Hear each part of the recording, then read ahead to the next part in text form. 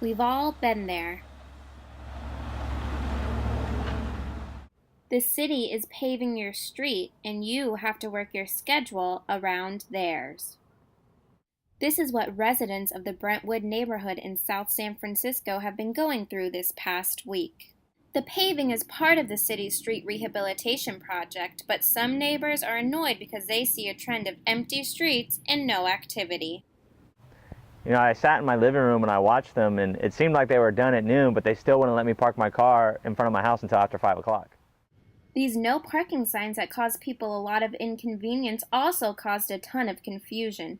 So much so that another city's police department confronted the street paving crew. Resident Tim McGovern tells us what he witnessed from his front porch.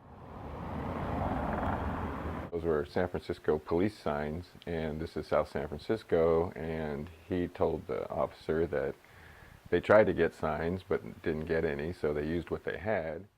After that, a heated argument broke out between the crew and the San Francisco police officers, and the SFPD shut down the crew's operations and forced them to find the appropriate signs.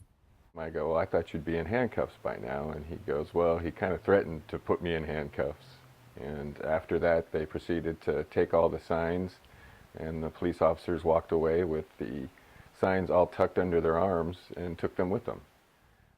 This left the crew scrambling and their heavy machinery off. They weren't able to resume their work until the next morning. Calls to the South San Francisco Public Works Office about the incident were not returned. Well, even though this operation was shut down for a while, the crew tells me they still believe they're on schedule and will finish on time. In South San Francisco, I'm Pamela Wildgans, State of Events.